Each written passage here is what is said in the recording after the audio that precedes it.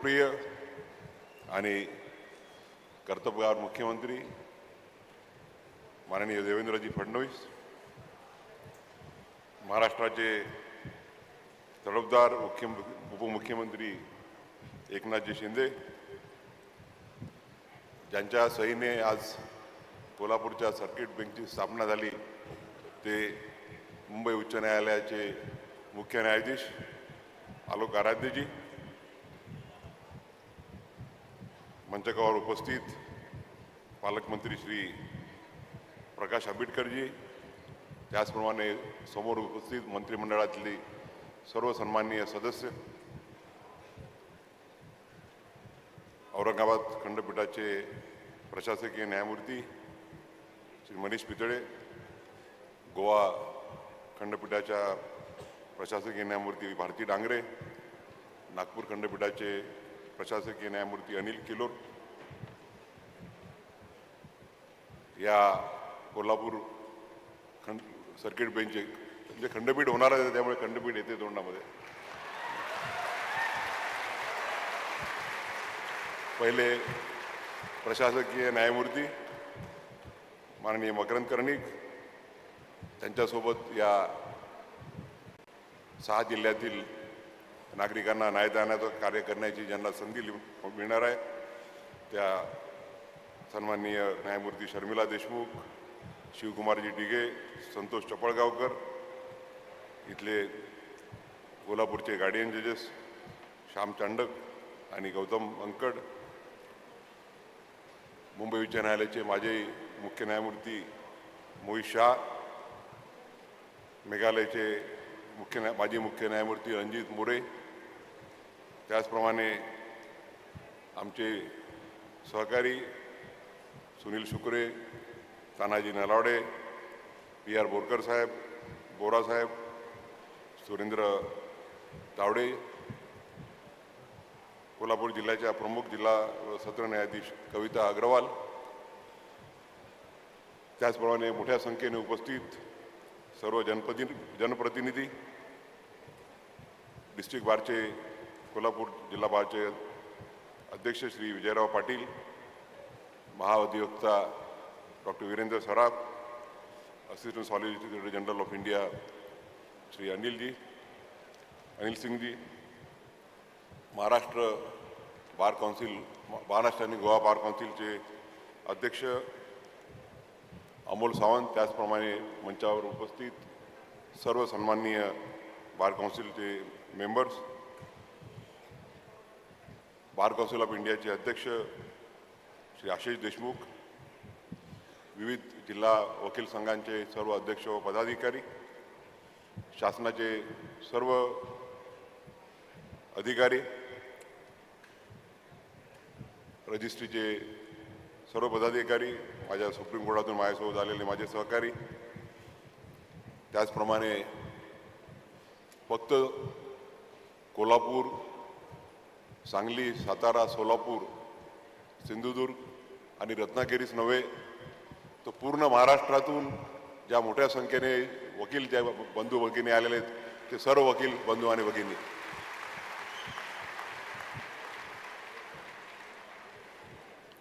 आज तुमच्या आमच्यासाठी सर्वांसाठी स्वप्नपूर्तीचा दिवस आहे.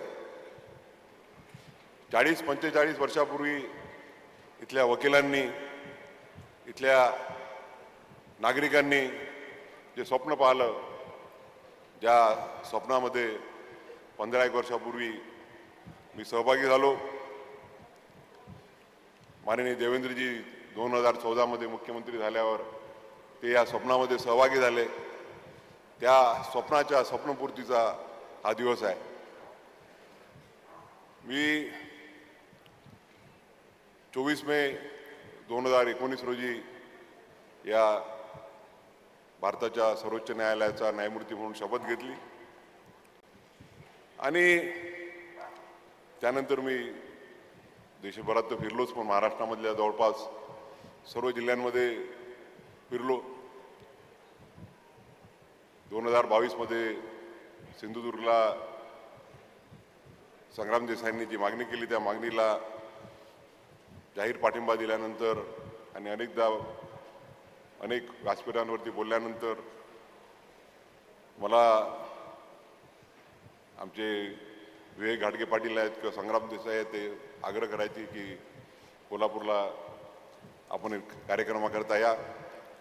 1-1.5 वर्षापूर्वी आमचे विवेक घाडगे पाटील मला वाटते मुंबईला बार काउन्सिल ऑफ इंडियाची परिषद होती आणि त्यावेळेला त्यांचं भाषण ऐकून त्यावेळेला गवाटी चालू होतं. ते मला ते क्लिप्स पाहिल्या होत्या आणि घाडगे पाटलांचं भाषण ऐकल्यावरती ते आठवण आली. काय ते डोंगर, काय त्या झाडी, काय ते हॉटेल, सगळ्यात एकदम बेस्ट. तुम्ही त्यांना म्हटलं की मी काही घाडगे पाटील म्हणाले की तुम्ही आले कोल्हापूरला, आपण 6 जिल्ह्यातल्या वकिलांची परिषद घेऊ आणि त्या परिषदेमध्ये जर तुम्ही पाठिंबा दिला तर या चळवळीला चांगली चालना मिळेल. परंतु मी 24 मे 2000 रोजीच ठरवलं होतं की मी कोल्हापूरला कुठल्याही कार्यक्रमाला, त्यानंतर मी कोल्हापूरला म्हणजे एकदा पुण्यावरून सिंधुदुर्गला ज्याच कार्यक्रमात त्या पहिल्यांदा मी बोललो त्या कार्यक्रमाला बाय रोड जात होतो मी आणि न्यायमूर्ती वराडे साहेब होते, मला वाटते सुरेंद्रजी तावडे होते आमच्यासोबत. रात्री उशीर झाला म्हणून आम्ही आंबोलीला मुक्काम केला होता. कोल्हापूरतून आलो की परंतु ह्या कार्यकालात मी कोल्हापूरला कार्यक्रम घेतला नाही. पुण्याला आलो, रत्नागिरीला 2-3दा आलो, सिंधुदुर्गला 2-3दा आलो. परंतु मी ठरवलं होतं की मी कोल्हापूरला कुठल्या कार्यक्रमात येईल तर नियतीने साथ दिली तर 14 मे 2025 नंतरच येईल आणि कुठल्या प्रसंगाकरता येईल तेही मी त्यावेळेला ठरवलं होतं. आणि आज आमच्या सगळ्यांचा आज स्वप्नपूर्तीचा दिवस आहे. विशेष करून छत्रपती शाहू महाराज ज्यांनी भारतीय स्वराज्याची नीव ठेवली ते शिवाजी महाराज, महात्मा ज्योतिबा फुले आणि ज्यांनी आपल्याला संविधान दिलं ते डॉक्टर बाबासाहेब आंबेडकर, हे सर्वही याच विभागातले. आणि त्यामुळे शाहू महाराजांच्या विचारांचा पगडा, डॉक्टर बाबासाहेब आंबेडकरांच्या विचाराचा पगडा लहानपणापासून माझ्या मनावरती कोरल्या गेलेला आहे. अस्पृश्यतेच्या विरुद्ध, विषमतेच्या विरुद्ध शाहू महाराजांनी जो लढा दिला त्याबद्दल आपल्याला सर्वांनाच माहिती आहे. अवघ्या 20 वर्षाचे असताना 2 एप्रिल 1894 रोजी छत्रपती शाहू महाराजांचा राज्याभिषेक झाला आणि त्यांचा जे पहिला जो जाहीरनामा दिला होता, जो फर्स्ट डिक्लेरेशन होतं, आणि त्या जाहीरनाम्यात त्यांनी जे एक वाक्य बोललो त्या वाक्याने मी आयुष्यभर प्रेरित राहिलो आणि माझ्या आयुष्यामध्ये ते अंमलात आणण्याचा नेहमीच प्रयत्न केलेला आहे. शाहू महाराज म्हणाले होते की आपल्याला मिळालेला अधिकार हा राजवैभव व राजविलास यांचा उपभोग घेण्यासाठी नसून आपल्या रंजगल्या गांजल्या प्रजाजनांच्या, विशेषतः गरीब व अज्ञान जनतेच्या उद्धारासाठी आहे, असं त्यांनी त्यांच्या पहिल्या जाहीरनाम्यात स्पष्ट केलं होतं. आणि मी त्याच विचाराला अनुसरून कुठे वकील असो, गव्हर्नमेंट पीडर असो, हायकोर्टचा जज असो किंवा सुप्रीम कोर्टाला गेल्यावर न्यायमूर्ती झालो, आज मुख्य न्यायाधीश झालो सर्वोच्च न्यायालयाचा, मी नेहमीच समज आलेला आहे की पद हे अधिकार गाजवण्यासाठी नाही, तर पद हे तुम्हाला नियतीने या देशाची, या समाजाची सेवा करण्याची दिलेली संधी आहे. आणि त्यानुसार मी नेहमी मार्गक्रमण करण्याचा प्रयत्न केला आहे. छत्रपती शाहू महाराजांना फार कमी आयुष्य मिळालं, फार कमी वयात ते गेले, परंतु 28-20 वर्षाच्या कालखंडामध्ये ते एवढं सारं काही करून गेले की तो इतिहास अजरामर झालेला आहे. त्यावेळेला मागास म्हणलेल्या लोकांसाठी आरक्षणाची पहिल्यांदा गव्हर्नमेंट ऑफ इंडिया ॲक्ट 1935चा आला, त्यामध्ये आली. परंतु शाहू महाराजांनी त्यांच्या काळखंडात मागास जाती जमातीसाठी 50% आरक्षण आपल्या अधिकारात त्यांनी दिलं होतं. सर्व दलित समाजांना सर्व मोफत शिक्षण देण्याची त्यांनी योजना राबवली होती. दलित विद्यार्थ्यांसाठी वसतिगृह स्थापन केले, जेणेकरून त्यांना अज्ञानातून दूर होऊन ते शिक्षित व्हावे.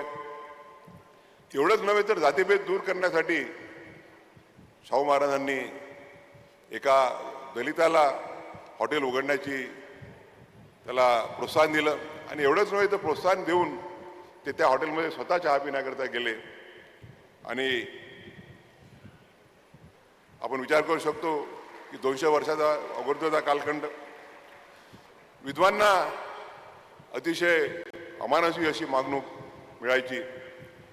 तर त्यांनी कायदा केला, ज्या कायद्यानुसार विद्वांना पूर्ण वेळ करण्याची परवानगी राहील. जी देवदासी प्रथा चालू होती की आपल्या महिलांना अतिशय घाणेरडं असं कृत्य करावं लागायचं, ते त्यांनी ती प्रथा थांबवली. अनेक कायदे केले, वतनाचा खालसा केला. आणि म्हणून आपण छत्रपती शाहू महाराजांची जबाबदारी जयंती ज्यावेळेला 26 जूनला साजरी करतो, तर ते सामाजिक न्याय दिन, सोशल जस्टिस डे या नावाने आपण पूर्ण देशामध्ये त्यांना आपण आदरांजली अर्पण करत असतो.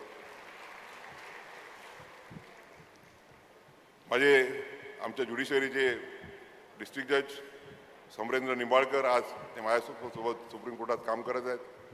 त्यांनी एक फार चांगली कविता लिहिली आहे. मी मुख्यमंत्र्यांची परवानगी घेतली आहे. यावेळेस थोडं जास्त बोलणार आहे मी, कारण की मुख्यमंत्री असताना मी नॉर्मली 15-20 मिनिटात टाळायचा प्रयत्न करतो. पण आज तुम्हाला सगळ्यांना पाहून तो मोह आवरून नाही राहिला आहे. आणि आपण जे कालपासून जे प्रेम देत आहात, त्यामुळे मी माझ्या मनातले जर विचार आपल्यापुढे मांडले नाही तर ते मला वाटते की मी स्वतःचीच फसवणूक केल्यासारखं होईल.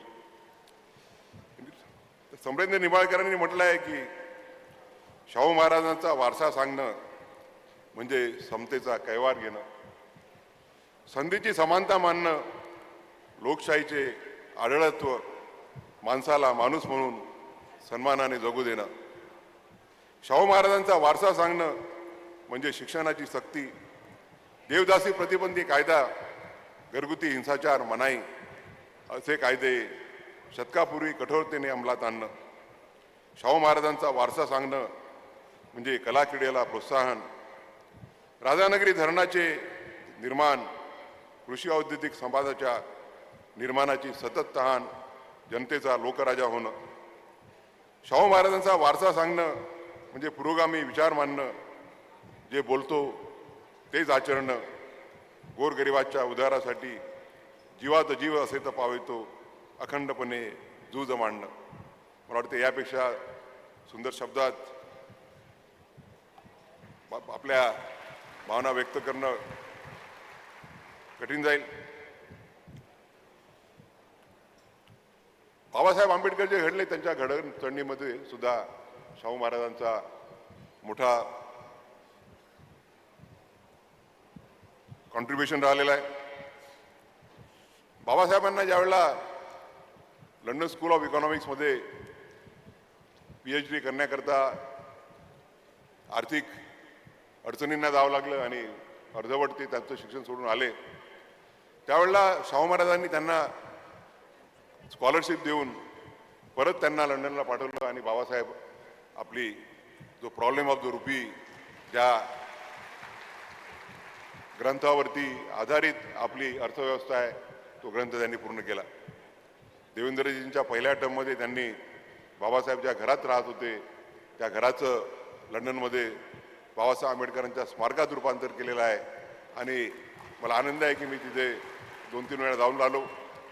आणि शिवाजी आणि शाहू महाराजांच्या सहीचं बाबासाहेबांना स्कॉलरशिप मंजूर करणारं जो डॉक्युमेंट आहे, तो तिथे जतन केला गेलेला आहे. बाबासाहेब आंबेडकरांना त्यांना आपली चळवळ चालू करण्यासाठी मूक नायकला सुरू करायचं होतं. परंतु आर्थिक विवंचनेनुसार ते सुरू करू शकत नव्हते. म्हणून शाहू महाराजांनी त्यांना त्या कालखंडामध्ये 3,000 रुपयाचा मदत केली, जेणेकरून दलितांचा, शोषितांचा आवाज सर्वदूर पोहोचू शकेल.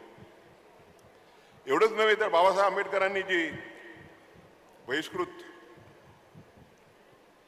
समाजाची परिषद माणगावमध्ये आयोजित केली होती, त्याचं त्यांनी उद्घाटन केलं. शाहू महाराज म्हणाले की तुम्ही तुमचा पुढारी शोधून काढलात, याबद्दल मी तुमचे अभिनंदन करतो. माझी खात्री आहे की आंबेडकर तुमचा उद्धार केल्याशिवाय राहणार नाहीत.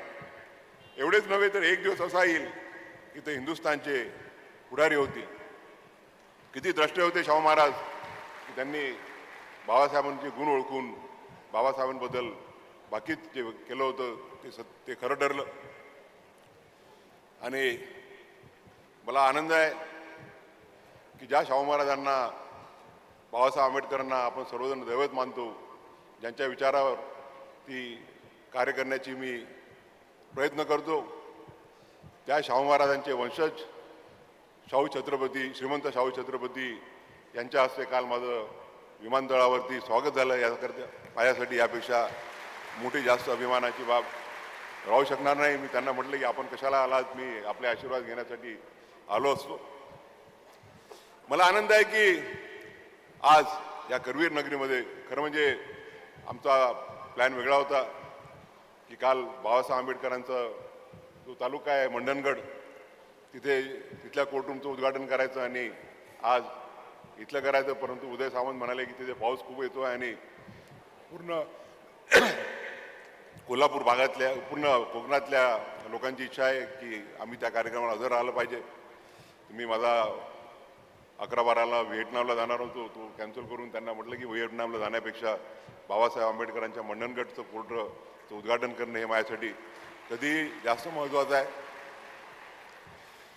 त्या शाहू महाराजांच्या धर्तीमध्ये आपण आज कोल्हापूरच्या सर्किट बेंचचं, ज्याचं रूपांतर लवकरच खंडपीठात होणार आहे, त्याचं उद्घाटन करतो आहोत. यापेक्षा आनंदाची बाब राहणार नाही.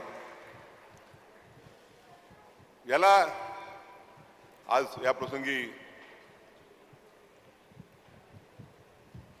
आपण साजरं करतोय उद्घाटन, पण या प्रसंगी ज्यांचं योगदान झालं आहे त्यांचा जर नामोल्लेख केला नाही तर ते मला वाटतं की आपण त्यांच्या प्रती कृतज्ञ राहू.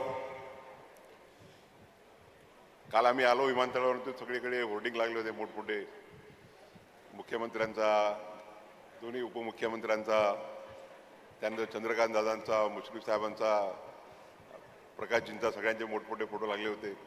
ते वाचले आहेत आपल्या सगळ्यांनी. एक दोन होर्डिंगवरती माझा आणि आराध्य साहेबांचा होता. आता किलोर साहेब बसले आहेत म्हणून थोडं जरा लाईटही बोललं पाहिजे. किलोर साहेब बसले आहेत. मी 2017मध्ये नागपूरला ॲडमिनिस्ट्रेटिव्ह जज म्हणून काम करत होतो. PILचं ज्युरिडिक्शन होतं. त्यांनी PIL दाखल केली होती की चंद्रपूरला गव्हर्नमेंट मेडिकल कॉलेज झालं पाहिजे. आणि त्यावेळेला मेडिकल काउन्सिल ऑफ इंडियाचं असं आहे की प्रायव्हेट मेडिकल कॉलेज असले त्यांना भरमसाठ परमिशन द्यायचे, पण गव्हर्नमेंट मेडिकल कॉलेज असल्या की अडचणी. त्यावेळेला किलोर साहेब आमचे जर्मनचे पूर्ण भारावून गेलेले होते. खरं म्हणजे त्याच वेळेला त्यांना मी ऑफर दिली होती, पण ते म्हणाले की नाही मला सेवाच करायची आहे. तर त्याच्यामुळे 2 वर्ष उशिरा आले. तर माझ्यासोबत त्यावेळेला न्यायमूर्ती हक बसले होते. म्हटलं डिमांड तर जेन्युइन आहे, परंतु सुप्रीम कोर्ट काय करते सांगता येत नाही. सुप्रीम कोर्ट आपल्याला कॉम्प्लिमेंटरी देऊ शकते. हक साहेब म्हणाले की साहब आपण तो कर लेते, बाद में देखेंगे सुप्रीम कोर्ट को जो करना है करता बैठेगा. आणि आम्ही आदेश दिला की मेडिकल काउन्सिल ऑफ इंडियाने जरी रिकमेंड केलेलं नाही तरी चंद्रपूरला गव्हर्नमेंट मेडिकल कॉलेज स्थापन करण्यात यावं. सुदैवाने सुप्रीम कोर्टाने तो निर्णय मान्य केला, इंटरफेअर केला नाही. आणि दुसऱ्या दिवशी मग नावं घेत नाही मी, चंद्रपुरात सगळीकडे फलक लागले. देवेंद्रजींचे सहकारी आता नाही आहेत मंत्रिमंडळात, नाव घेत नाही. आणि दुसरीकडे काँग्रेसचे एक माजी खासदार होते, त्यांचंही नाव घेत नाही. देवेंद्रजींना सगळे नावं माहीतच आहेत. सगळ्यांनी की गव्हर्नमेंट मेडिकल कॉलेज चंद्रपूरला आणायचं सारं श्रेय मंत्री जे होते त्यांनी BJPला, त्यांनी दुसरे जे खासदार होते ते काँग्रेसला आहे. आमचे देवेंद्र गावंडे नावाचे पत्रकार आहेत लोकसत्ताचे, त्यांनी मोठा लेख लिहिला की याचं श्रेय जर कोणाला असेल तर ते मुंबई उच्च न्यायालयाच्या नागपूर खंडपीठाला आहे. मी मान्य करतो की देवेंद्रजींचा ह्याच्यामध्ये मोठा सहभाग राहिलेला आहे 2014 पासून.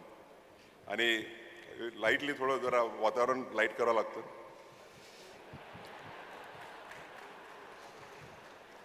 45 वर्षापासून या भागातील जनतेने, या भागातील वकिलांनी अखंड असा संघर्ष केला. त्या संघर्षामध्ये आपण बघतो की अनेक अगोदरच्या पिढीतले वकील राहिले नसतील, दुसऱ्या पिढीचे वकील, तिसऱ्या पिढीचे वकील या संघर्षामध्ये कार्यरत राहिले. आणि मगाशी उल्लेख झाला, मोहित शाह साहेब बोलले, मोहित शाह साहेबांनी कमिटी नेमली होती. त्या कमिटीचे सदस्य आमचे मित्र रणजित मोरे हे होते आणि दुसरे जज होते, त्यांचं नाव घेत नाही. दोघांचा कॉन्फ्लिक्टिंग रिपोर्ट आला. एकाने म्हटलं की कोल्हापूरला खंडपीठ होऊ शकत नाही, मोरे साहेब म्हणाले की कोल्हापूरला खंडपीठ झालं पाहिजे. आणि त्यावेळेला आम्हाला सर्वांना खात्री होती की मोहित शाह साहेब रणजित मोरेंचा रिपोर्ट ॲक्सेप्ट करून कोल्हापूरला बेंच व्हावं हे असं डिक्लेरेशन देतील. मगाही सांगितल्याप्रमाणे कुठे माशी शिंकली माहीत नाही. आणि आमचा सगळ्यांचा त्यांनी जे रिटायरमेंटचं भाषण ते दिलं, त्या भाषणामध्ये आम्हाला वाटलं होतं की ते डिक्लेअर करतील. पण त्यांनी त्यावेळेला म्हटलं की रिपोर्ट जरी मोरे साहेबांचा बरोबर आहे तरी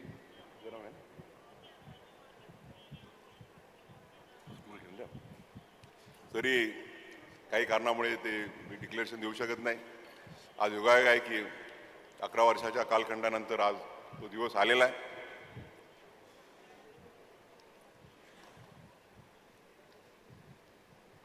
त्यानंतर मगाशी सांगितल्याप्रमाणे जिथं जिथं कॉन्फरन्स झाली तिथे तिथे मी सपोर्ट केलेला आहे. त्यानंतर ज्यावेळेला मी 14 मे 2025 रोजी शपथ घेतली, त्यानंतर मग काही दिवसांनंतर संग्राम देसाईंचा फोन आला की सर काय झालं कोल्हापूर बेंचचं. त्यांना वाटलं की फक्त आता भाषण केले आणि विसरून जाईल. परंतु मी नेहमीच डिसेंट्रलायझेशनचा की न्याय हा पक्षकाराच्या दारी गेला पाहिजे या भावनेचा सपोर्ट राहिलेला आहे.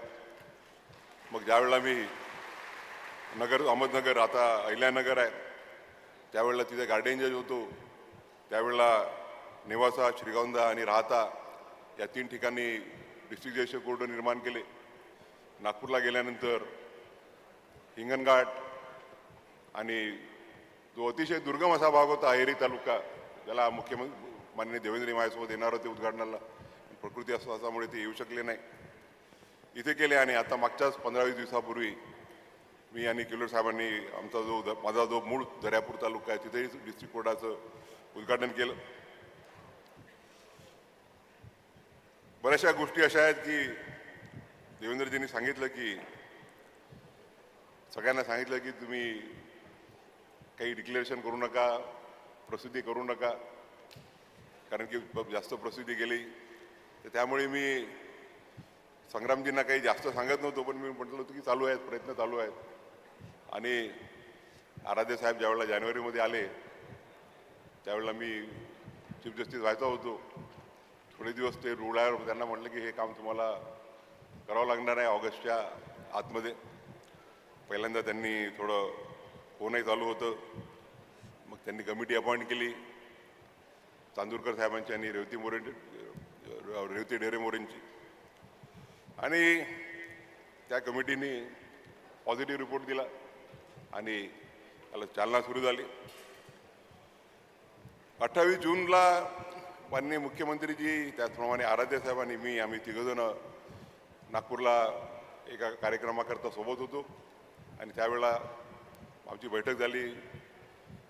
आराध्य साहेबांना थोडं चिंता होती की इन्फ्रास्ट्रक्चर उभं होईल का वगैरे, पण देवेंद्रजी म्हणाले की काही काळजी करू नका, होईल. आणि त्याच वेळेला ठरलं की 15 ऑगस्टच्या नंतर 15 ऑगस्ट हा आपल्यासाठी स्वातंत्र्य दिन आहे. त्याच्यानंतर इमिजिएटली दुसऱ्या दिवशी या 6 जिल्ह्यातील नागरिकांना त्यांचे जे प्रॉब्लेम्स आहे, त्यांची जी दुरावस्था आहे की न्यायासाठी त्यांना दूर जावं लागतं, त्या प्रॉब्लेमपासून त्यांचा स्वातंत्र्य मिळावं या उद्देशाने आम्ही 16 तारीख ठरवली होती. नंतर मग ज्यावेळेला 18 डिक्लेअर झालं तर मग ठरलं आम्ही की 16 तारखेला मंडणगडला जाऊ आणि आज कोल्हापूरला करू. त्यानंतर 5 जुलैला मी मुंबईला होतो विविध कार्यक्रमांनंतर. त्याच्यानंतर त्यावेळेला मीटिंग बोलावली होती. कर्णिक साहेब होते, आमचे विलास गायकवाड होते आणि महाराष्ट्र शासनाच्या additional chief secretary public works डिपार्टमेंटच्या मनीषा म्हैसकर त्याही तिथे होत्या. आराध्य साहेबांच्या डोक्यात होतं की जर आपल्याला कोर्ट स्थापन करायचं असेल तर डिस्ट्रिक्ट कोर्ट जे आहेत ते दुसरीकडे आपण हलवू आणि तिथे हायकोर्ट आपण सुरू करू. त्यांना म्हटलं ते प्रॅक्टिकल नाही आहे. 40 कोर्ट तुम्ही हलवून दुसरीकडे हे करण्यापेक्षा आपण दुसरा पर्याय शोधू. आम्ही तिथून संग्राम देसाईला फोन लावला की म्हटलं काय पर्याय. त्यांनी सांगितलं की जुनं जे डिस्ट्रिक्ट कोर्ट आहे ते अतिशय चांगलं आहे आणि त्या कोर्टामधून शाहू महाराजांनी न्यायदानाचं काम केलेलं आहे. आणि ते ऐकल्यावर मग त्यांना ताबडतोब त्यांनी वकिलांच्या थ्रू व्हिडिओ क्लिप बोलावली, ती व्हॉट्सॲपवरती बघितली आणि त्यावेळेला कारण तोपर्यंत आराध्य साहेबांच्या मनात अजून हो नाही असं चालू होतं. आणि मग निर्णय झाला की 7 तारखेला कोणाला न सांगता कर्णिक साहेब आणि विलास गायकवाड दोघंजण इथे येतील आणि रिपोर्ट पाठवतील. ते दोघंजण आले, त्यांनी रिपोर्ट पाठवला आणि त्यांनी सांगितलं की इथे कोर्ट एस्टॅब्लिश होऊ शकतं. आणि त्यानंतर आराध्य साहेब थोडे गार्डेडच होते. ते म्हणे की मी इन प्रिन्सिपल अप्रुव्हल द्यायला तयार आहे, परंतु गव्हर्नमेंटनी अंडरटेकिंग दिलं पाहिजे की इन्फ्रास्ट्रक्चर उभं होईल. त्यांना महाराष्ट्राच्या PWDबद्दल किंवा मला वाटते देवेंद्र फडणवीसांबद्दल, एकनाथ शिंदेबद्दल जास्त माहिती नसेल. त्यामुळे आणि शक्य आहे काय त्यावेळेला थोड्या पेपरमध्ये बातम्या यायच्या की महाराष्ट्र हे ज्युडिशियल इन्फ्रास्ट्रक्चरमध्ये अतिशय मागासलेलं आहे. दुसऱ्या राज्यांच्या तुलनेमध्ये मी त्या राज्यांचं नाव घेऊ शकत नाही, कोण बोलले तेही बोलू इच्छित नाही. त्यांना वाटलं असेल की हे खरं असेल की महाराष्ट्र हे ज्युडिशियल इन्फ्रास्ट्रक्चरमध्ये मागे आहे, हे काय करू शकतील का एवढे दिवस. 15 ऑगस्ट राहिलेले आहे. त्यावेळेला फोनवर आम्ही देवेंद्रजीशी बोललो की असा प्रश्न आहे, फक्त 1 महिना आणि काही दिवस उरलेले आहेत. टेंडरिंग करणं, हे करणं वगैरे ह्या सगळ्या गोष्टी कठीण होतील. ते म्हणाले, देवेंद्रजी म्हणाले की सर तुम्ही काही चिंता करू नका, आपण 15 ऑगस्टच्या आत काम करू. आमचा जो अतुल चव्हाण आहे तो अतिशय कॉम्पिटंट असा ऑफिसर आहे आणि मला या प्रसंगी सांगावंसं वाटतं की महाराष्ट्र शासनाने आणि महाराष्ट्राच्या जे शवेंद्रराजे भोसले ज्या खात्याचे मुख्यमंत्री आहेत, त्या पब्लिक वर्क्स डिपार्टमेंटने आणि अतुल भोसले आणि त्यांच्या संपूर्ण टीमने जे अशक्य आहे ते शक्य करून दाखवलं. मी तर म्हणतो की गिनीज बुक ऑफ रेकॉर्डमध्ये नोंद करावी अशी ही बाब आहे. 20-25 दिवसाच्या कालखंडामध्ये पूर्ण इमारतीचा कालखंड बदलून, पूर्ण इमारतीचं रूप बदलून, जे त्याचं ओरिजिनल जे ग्रँड्युअर आहे ते ग्रँड्युअर कायम ठेवून त्यांनी एक अतिशय सुंदर अशी इमारत हायकोर्टाला साजेशी अशी निर्माण केलेली आहे. त्याबद्दल मी त्यांचं मनपूर्वक अभिनंदन करतो, मनपूर्वक आभार मानतो. आणि मला खात्री आहे, मी नेहमीच म्हणत असतो की महाराष्ट्र ज्युडिशियल इन्फ्रास्ट्रक्चरच्या मागे बिलकुल मागे नाही आहे. महाराष्ट्रातल्या ज्या बिल्डिंगचं मी उद्घाटन केलेलं असेल त्या बिल्डिंग्समध्ये जर पाहिलं तर अतिशय उच्च दर्जाच्या अशा बिल्डिंग झालेल्या आहेत. आणि माझ्या वाटे PWDने जे 20 दिवसात कोल्हापूर खंडपीठाबद्दल करून दाखवलं, की जे टीका करतात की महाराष्ट्रामध्ये ज्युडिशियल इन्फ्रास्ट्रक्चर खूप पाठीमागे आहे, त्यांना कार्याने दिलेलं उत्तर आहे, शब्दांनी नाही. मध्यंतरीच्या काळात श्रीमंत शाहू छत्रपती मला दिल्लीला भेटायला आले आणि त्यांनी विषय काढला, अभिनंदन करायसाठी आलो. मागे 2 वर्षापूर्वी आलो होतो मी कोल्हापूरला, त्यांना भेटायला गेलो होतो. त्यांनी काही प्रयत्न करते म्हणे की असं ऐकलं की कर्णिक साहेब आणि गायकवाड साहेब येऊन गेले, तर कशा करतात. म्हटलं मला काही माहिती नाही, कारण की जोपर्यंत आमचे मुख्य म्हणजे मी तर फक्त काय निमित्त मात्र आहे, पण जर आराध्य साहेबांनी जर नोटिफिकेशन काढलंच नसतं तर बेंच होऊ शकला नसता. तर मग ते माननीय मुख्यमंत्र्यांनी सांगितलं की गव्हर्नर साहेबांना त्यांनी पत्र पाठवलं. मी त्यांना म्हटलं होतं की नोटिफिकेशन 1 ऑगस्टला काढा, कारण की 1 ऑगस्ट म्हणजे लोकमान्य टिळक यांची जयंती आहे आणि तो दिवस, त्या दिवशी जर नोटिफिकेशन निघालं तर तो एक चांगला सुदिन राहील. आणि एक कोइन्सिडेंटली 1 ऑगस्टला मी दिल्लीवरून नागपूरला जात होतो आणि माझ्यासोबत नागपूरचे आमचे माजी खासदार संजयजी बसले होते. मागे संभाजीराजांची माळव माझी ओळख नव्हती, ते मागच्या रांगेत बसले होते. ते अजयजी म्हणाले की साहेब तुमची यांची ओळख नाही का. म्हटलं नाही, ओळख नाही. मग त्यांनी ओळख करून दिली आमची. एक संभाजीराजे. तुम्ही म्हटलं मागच्याच आठवड्यामध्ये शाहू छत्रपती महाराज माझ्याकडे येऊन गेले होते, मालोजी राजे आले होते. त्यावेळेला मी म्हटलं काही कोल्हापूरचा विषय त्यांच्याशी बोलू शकलो नाही, पण you are the first person to whom I can officially tell you that the Kolhapur bench has been notified. त्यांनी विमानातून येऊन माझ्यासोबत फोटो काढला आणि खाली उतरल्यावर 5 मिनिटांत मला कोणीतरी ट्विट दाखवलं त्यांचं. तर या प्रसंगी मी माझे सहकारी मकरंद कर्णिक, मला त्यांच्यासोबत इन्फ्रास्ट्रक्चर कमिटीवरती ते आणि रेवती डोरी, मी त्यावेळेला अध्यक्ष असताना ते आणि रेवती डोरीमुळे हे माझ्यासोबत काम करण्याचा योग आला. मला खात्री होती की मकरंद कर्णिक आणि विलास गायकवाड ही आपली डेडलाईन पर्यंत काम निश्चितपणे पूर्ण करतील.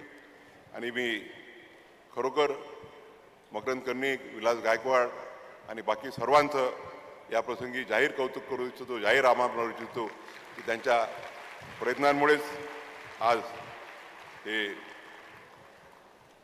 बिल्डिंगचं आज आपण जे आपलं स्वप्न पाहिलं होतं ते स्वप्न आज पूर्ण करू शकलो.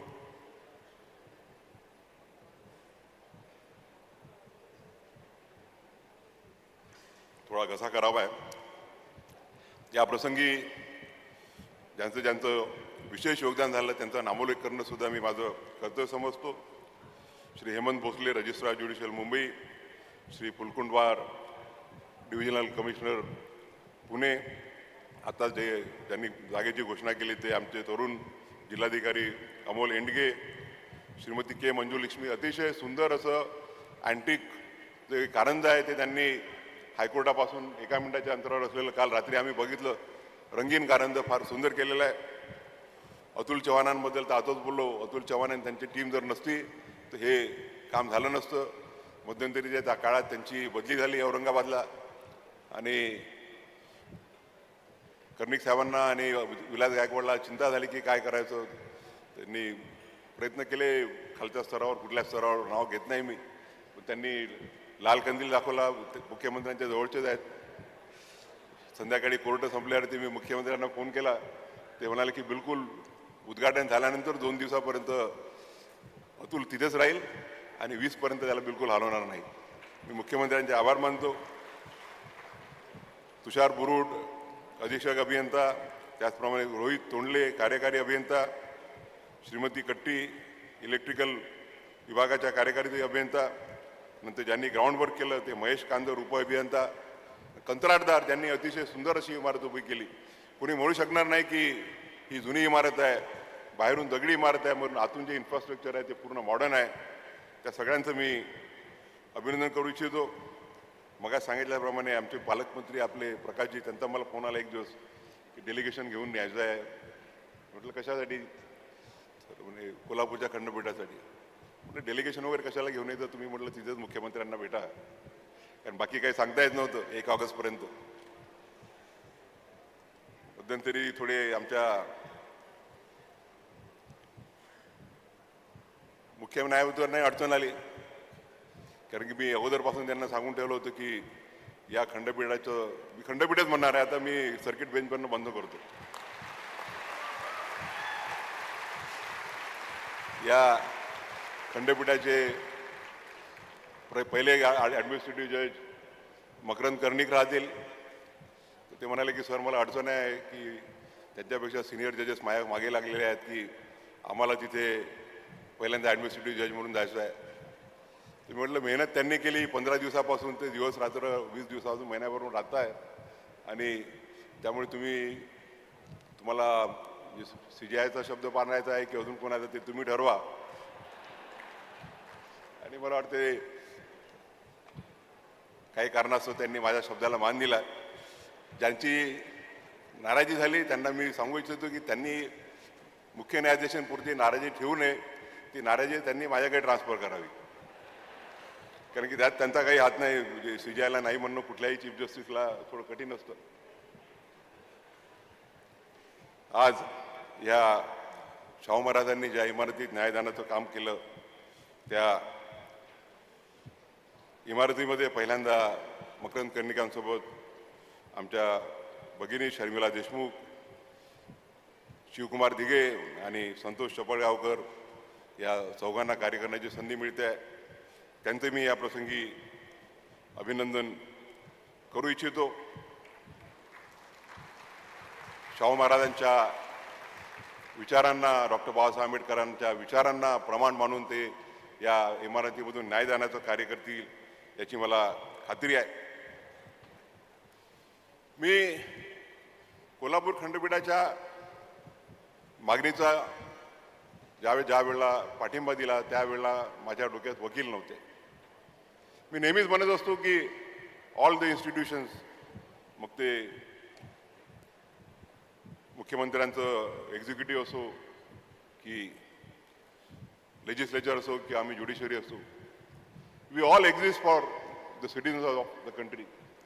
या देशाच्या सामान्य नागरिकाची, या देशाचा जो शेवटचा नागरिक आहे त्या नागरिकाच्या सेवा करण्यासाठी आम्ही कार्यरत आहोत. आणि म्हणून ज्यावेळेला मी कोल्हापूरला पाठिंबा द्यायचो त्यावेळेला माझ्या डोक्यात कोल्हापूरचे वकील नव्हते. माझ्या डोक्यात सोलापूर जिल्ह्यातील, अक्कलकोट तालुक्यातील, कर्नाटकाच्या गुलबर्गा जिल्ह्याच्या बॉर्डरवर असणारा जो गरीब नागरिक आहे, जो आपल्या 2 एकर जमिनीसाठी ज्याला मुंबईला जावं लागतं रात्रभर प्रवास करून, आणि मुंबईला राहणं सोपं नाही. एखाद्या लॉजमध्ये राहणं म्हटलं तर 2-3 हजार रुपये लागतात. वकिलांच्या पैशाबद्दल मुंबईच्या बोलूच नाही. साखरे साहेब, मुंदरकी साहेब तिथे सगळे दिसून आले आहेत. माझ्या डोक्यात कोल्हापूरच्या चांदगड तालुक्यातील कर्नाटकाच्या बॉर्डरवर असलेला नागरिक जो आपल्या न्यायासाठी झटतो आहे, जो सिंधुदुर्ग जिल्ह्यातील सावंतवाडी तालुक्यातील गोव्याच्या बॉर्डरवरती जो नागरिक आपल्या हक्कापासून वंचित आहे, तो नागरिक होता, वकील नव्हते. आणि त्या नागरिकांना आपल्या न्याय हक्कापासून वंचित करणं हे आपल्या देशाला, या घटनेला, जे सामाजिक आणि आर्थिक न्यायाची जी संकल्पना आहे त्या संकल्पनेशी विसंगत होतं. आपल्या देशाचं प्रिॲम्बल म्हणतं की we assure to our citizens justice, political, economic and social. आणि बाबासाहेब म्हणायचे की जोपर्यंत या देशामध्ये राजकीय लोकशाहीसोबत आर्थिक आणि सामाजिक लोकशाही निर्माण होणार नाही, तोपर्यंत या देशात खऱ्या अर्थानं लोकशाही रुजू होणार नाही. जे बाबासाहेबांना जे अभिप्रेत होतं तेच छत्रपती शाहू महाराजांना अभिप्रेत होतं. आणि बाबासाहेब म्हणाले, त्यांच्या 25 नोव्हेंबर, एक 15 मिनिटं अजून घेतो आपली परवानगी असेल तर. बाबासाहेब म्हणाले की 26 नोव्हेंबर 1950 रोजी आपण एका विरोधाभासात जातो आहोत। राजकीय स्तरावर तर आपण 1 पर्सन 1 व्होट 1 व्हॅल्यू या तत्वाद्वारे पॉलिटिकल इक्वॅलिटी आणली आहे, परंतु सामाजिक स्तरावरती आपण 4 विभागात विभागलेले गेलो आहोत। याच्यामध्ये transfer from one part two another part is not possible. आर्थिक स्तरावर the entire wealth of the country is concentrated in few hands, wherein the vast majority finds it difficult to meet two ends of justice. आणि ते म्हणाले की जोपर्यंत आपण हा विरोधाभास दूर करणार नाही तोपर्यंत या देशात खऱ्या अर्थानं आपण लोकशाही निर्माण करू शकणार नाही। आणि माझ्या मते कोल्हापूरचं खंडपीठ निर्माण होणं हा या देशातील सामाजिक आणि आर्थिक न्याय निर्माण होण्याच्या दृष्टीनं एक मोठा मैलाचा दगड आहे। आज जो आपण इतिहास रचला आहे तो या 6 जिल्ह्यातील नागरिकांना खऱ्या अर्थानं कमीत कमी खर्चात आणि कमीत कमी वेळेमध्ये न्याय देण्यासाठी एक चांगलं माध्यम बनेल याबद्दल माझ्या मनात काही खात्री नाही। आणि ज्या वेळेला कोल्हापूरची मागणी झाली त्या वेळेला माझ्या डोळ्यासमोर औरंगाबादचं खंडपीठ होतं। औरंगाबादचं ज्यावेळेला खंडपीठ निर्माण झालं त्यावेळेला टीका करण्यात आली की the bench at Aurangabad is establish, it will be nothing else but an elevated district court.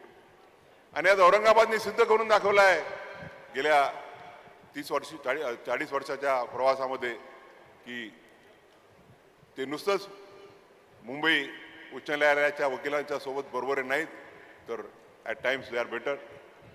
तिथून मुंबईवरून जे औरंगाबादला वकील स्थानांतरित झाले आज ते लिडिंग लॉयर झाले।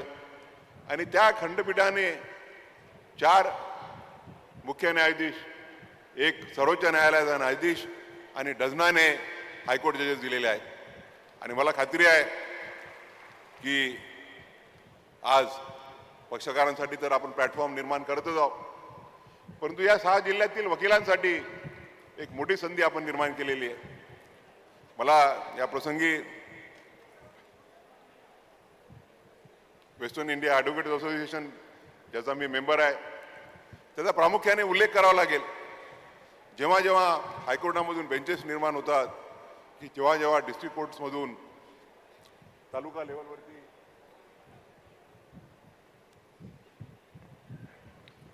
लेवलवरती डीजेचे कोर्ट होतात त्यावेळेला फार विरोध होतो आणि तो विरोध वकिलांचाच असतो। परंतु वेस्टर्न इंडिया ॲडव्होकेट असोसिएशननी फार सकारात्मक भूमिका घेतली आणि त्यांनी या मागणीला पाठिंबा दिला। एवढंच नव्हे तर आमचे मित्र प्रशांत रेडेकर, सुरेश सम्राट, उपाध्यक्ष हे सगळे उपस्थित आहेत। आणि जवळपास 200 वकील मुंबईचे प्रॅक्टिस करणारे आहेत, ते या भागात राहणारे आहेत, ते इमिजिएटली कोल्हापूरला स्थानांतरित होणार आहेत। आणि मला वाटते त्या वकिलांसाठी त्याचप्रमाणे 6 जिल्ह्यातील सर्व वकिलांसाठी एक मोठा प्लॅटफॉर्म आपण निर्माण केलेला आहे।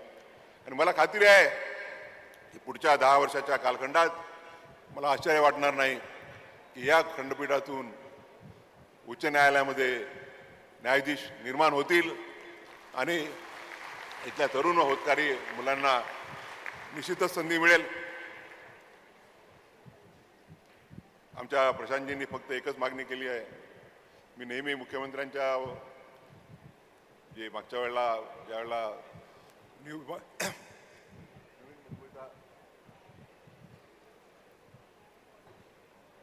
नवीन मुंबईचा कार्यक्रम होता त्यावेळेला देवेंद्रजी जी उपमुख्यमंत्री होते, मी सर्वोच्च न्यायालयाचा न्यायाधीश होतो। प्रोटोकॉलप्रमाणे मला शेवटी बोलायचं होतं, मी त्यांना म्हटलं की मला अगोदर बोलू द्या, काही डिमांड करता येईल। आता आज ते नाही करता आलं पण आता करतो। आणि मला माहीत आहे की जसं आराध्य साहेबांनी माझ्या शब्दाला मान दिला तसं आपण निश्चितच द्याल। आणि शिंदे साहेबांबद्दल तर म्हटलं, शिंदे साहेब नेहमी सांगतात की माझी काम करण्याची पद्धत वेगळी आहे, मी फोन उचलतो आणि सांगतो की हे झालं पाहिजे। तर त्यांनी एकच छोटीशी मागणी केली आहे की त्यांना 1 एकर जागा आपण द्या, जेणेकरून ते त्या 1 एकर जागेवरती इथल्या नवोदित वकिलांसाठी एक हॉस्टेल निर्माण करतील, जेणेकरून जे होतकरू नवोदित वकील आहेत त्या वकिलांना राहण्यासाठी सुविधा प्राप्त होईल आणि त्यांना त्रास होणार नाही. त्यांना म्हटलं की मी नुसतं जागा मागायची की काही पैसे पण द्यायला सांगू, तर ते म्हणाले की नाही, पैसे आम्ही खर्च करतो. तर माननीय मुख्यमंत्री निश्चितच त्या बाबतीत सकारात्मक विचार करतील याबद्दल मला काहीही शंका नाही आहे. मला खात्री आहे की या ग्रामीण भागातले जे होतकरू वकील आहेत त्यांना फार मोठी संधी आपण या प्रसंगी निर्माण होणार आहे. आज मुख्यमंत्र्यांनी अगोदर कलेक्टर साहेबांनी घोषणा केली की 27 एकर जमीन त्यांनी डिक्लेअर केली आहे. सकाळी आम्ही बोललो होतो, कर्णिक साहेब, चीफ जस्टिस साहेब आणि कलेक्टर साहेब वगैरे होते. तर सगळ्यांचं असं म्हणणं पडलं की 27 एकर जागा पुरणार नाही. त्यातली 1 एकर जागा तर प्रशांत रेडेकरांनी घेतली आहे. तर मला खात्री आहे की निश्चितच आराध्य साहेब आणि कर्णिक साहेब ज्या जागेची मागणी करतील ते माननीय मुख्यमंत्री आणि कॅबिनेटचे सर्व सहकारी मोठ्या संख्येने उपस्थित आहेत, उपमुख्यमंत्री आहेत, त्याचा निश्चितच सकारात्मक विचार होईल याबद्दल माझ्या मनात पूर्ण खात्री आहे. देवेंद्रजी, एकनाथजी शिंदे, त्याचप्रमाणे उद्धव ठाकरे मुख्यमंत्री असताना ते त्यांच्यासोबत माझं इन्फ्रास्ट्रक्चरवरती काम करण्याची बरीच संधी प्राप्त झाली आहे. बरेच प्रोजेक्ट्सवरती आमच्या चर्चा झालेल्या आहेत. मुख्यमंत्र्यांसोबत आम्ही 2-3दा मीटिंग्स घेतल्या सह्याद्रीमध्ये आणि तिथे मुख्यमंत्र्यांनी ऑनलाईन सगळे अप्रुव्हल दिले.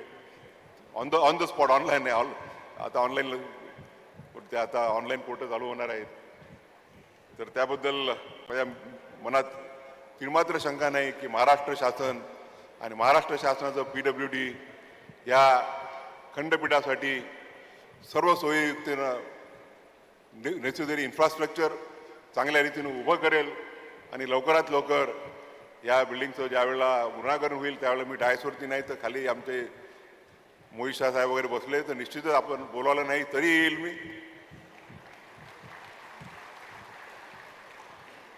आता फक्त खंडपीठाचा विषय निघालाच.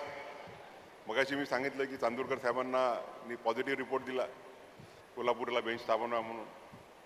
त्यांना कोल्हापूरकरांचा आशीर्वाद प्राप्त झाला. मुंबईवरून ते दिल्लीला गेले. आराध्य साहेबांनाही मी सांगू इच्छितो की तुम्हालाही कोल्हापूरकरांचा आणि शाहू महाराजांचा महालक्ष्मीचा आशीर्वाद मिळेल. पण जे काही आता मला जज होऊन 3 महिने झाले, 3.25 महिने अजून बाकी आहेत. मला बरेच लोक म्हणायचे की कालखंड कमी आहे, पण तुम्ही तो विचार कधीच केला नाही. मी पहिल्या दिवसापासून कामाला सुरुवात केली आणि मला आनंद आहे सांगायला की पहिल्या आठवड्यातच 3 सुप्रीम कोर्टचे न्यायाधीश आणि कालच आणि अरविंद मेघवालजी आणि किरण रिजिजूजी आम्ही इटानगरला या कार्यक्रमाला चाललो होतो. तर लॉ मिनिस्टर म्हणाले की गवई साहब आपने जिस दिन से कार्यभार लिया आज तक आपने 50 का आकडा जो पार कर लिया आहे. म्हणजे आतापर्यंत 3 महिन्याच्या कालखंडात 50 अपॉइंटमेंट्स आम्ही करू शकलो पूर्ण देशामधल्या हायकोर्ट्समध्ये. आणि त्याच्यामुळे मला आनंद आहे की जो काही नियतीने मला काळ दिलेला आहे शेवटच्या दिवसापर्यंत मी या देशाची सेवाची समाजाची सेवा करण्यासाठी जो माझ्याच्यानी माझ्या कृतीप्रमाणे त्यासाठी निश्चितच प्रयत्न करणार आहे. पण आराध्य साहेबांना एवढीच विनंती करू इच्छितील की माहीत नाही त्यांच्याजवळ किती दिवस उरलेले आहेत, त्यांनी कमीत कमी लवकरात लवकर सर्किट बेंचचं परमनंट बेंच कसं होईल याकरता प्रस्ताव पाठवा.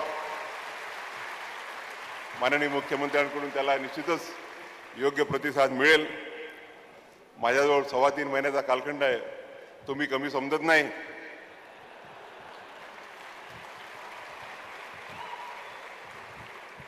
कालपासून कोल्हापूरकरांनी माझ्यावरती जे प्रेम केलं त्याबद्दल मी कुठल्या शब्दांनी त्यांचा आभार मानू.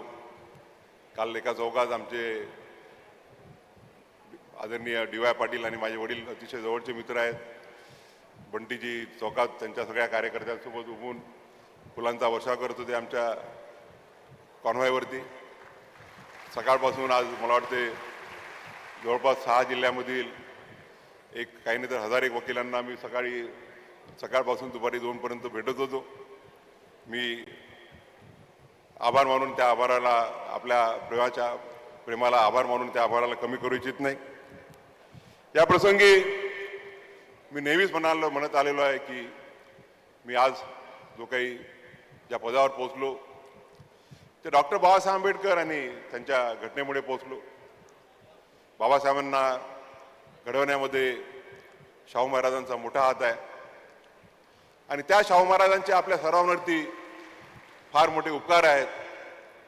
त्या उपकाराची परतफेड करण्याकरता मला खारीचा वाटा उचलायची संधी दिली आणि आज या प्रसंगी आपण मला बोलावलं, त्याबद्दल मी स्वतःला फार फार मोठा माझ्यासाठी आनंदाची बाब आहे. मी सांगू इच्छितो की 14 मे 2025 साली मला जो आनंद झाला होता तेवढा नाही तर त्यापेक्षा निश्चितच आज जास्त आनंद झालेला आहे. या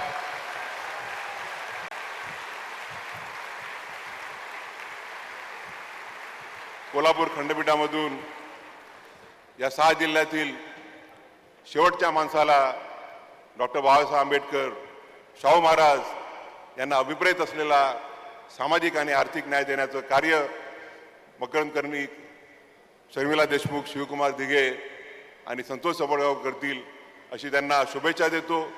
सर्व वकिलांना इथे जे वकिली करणार आहे 6 जिल्ह्यातले वकील मला वाटते कुठल्याही ट्रॅव्हलिंग डिस्टन्स 3 तासापेक्षा जास्त राहणार नाही. खरं म्हणजे आता अजितदादा नाही आहे तिथे, नाही तुम्ही त्यांच्या उपस्थितीत मुख्यमंत्र्यांना विनंती करणार होतो की तुम्ही आता सगळे हा एक्सप्रेसवे तो एक्सप्रेसवे बांधता, एक कोल्हापूर ते पुणे एक्सप्रेसवे बांधून टाका, एक बारामती ते कोल्हापूर बांधून टाका, म्हणजे पुणे कोल्हापूरला अटॅच करता येईल. मी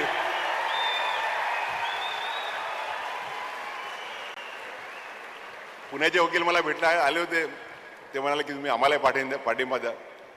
म्हटलं मी माझ्या वडिलांपासून शिकलो आहे की कोणाचं नुकसान करायचं नाही, करायचं असेल तर कोणाचं भलंच करायचं. तर मी तुमचा विरोध करणार नाही, परंतु त्याच बरी हेही सांगतो की मी तुमची वकिली करणार नाही. कारण की पुणे जिल्ह्याचा जो डिमांड आहे ती फक्त वकिलांसाठी की जे आता आमच्याकडे 4000-5000 वकील झाले त्यांना काम नाही म्हणून हायकोर्ट एस्टॅब्लिश करा अशी आहे. मी आताच सांगितलं की आपण विचार वकिलांचा नाही तर जे नागरिक असतात त्या नागरिकांचा करायचा असतो. आणि म्हणून या प्रसंगी पुनश्च एकदा आपले आभार मानतो आणि या खंडपीठातून या 6 जिल्ह्यातल्या सर्व नागरिकांना खऱ्या अर्थानं सामाजिक आणि आर्थिक न्याय मिळेल अशी अपेक्षा व्यक्त करून माझं लांबलेलं भाषण संपवतो. जय हिंद, जय महाराष्ट्र.